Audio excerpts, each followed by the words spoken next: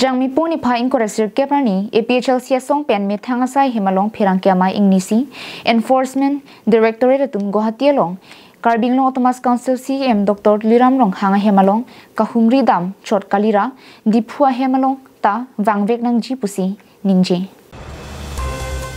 phirangkya mai long APHLC votha langso arwa mai phu Bikrom Hanse pen kaning JK Karbi Anglong Autonomous Council CM Dr. Liram long hang ahemalong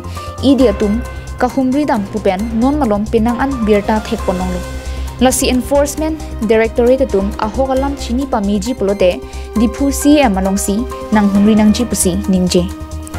hansia sanghu pen kaningje thuke Karbi Anglong tangka ke panglim pen chenglok koila kanghu thengpi ke jor aron re pen sangti ke phurasai antami claimlo lasi piniani la hayalam pen Delhi pen idiatum Guwahati long CM rong hanga hemalong kahumri apon akiro ki pila pen ahok peralam chini pamiji polote Diphu long si idiatum nang humri nangji pusi kachuningri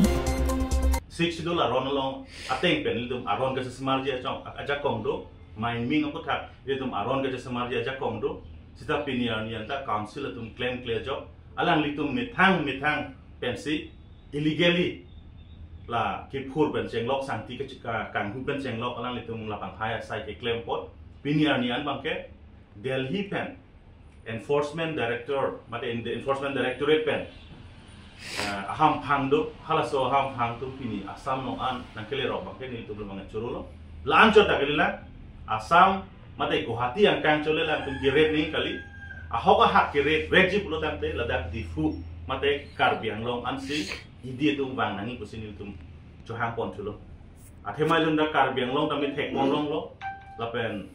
social media long through tami tum long pon loje luxury house mate adorso dak ahem ikim alam iltum dak thek long lo all itum social media long se rap tum ke thek long chot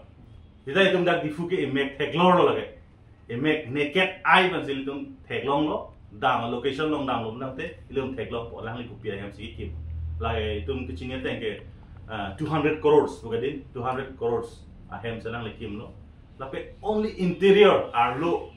interior designing arlo interior pan lock si lagi more than 500 crores News report Karbi Anglong live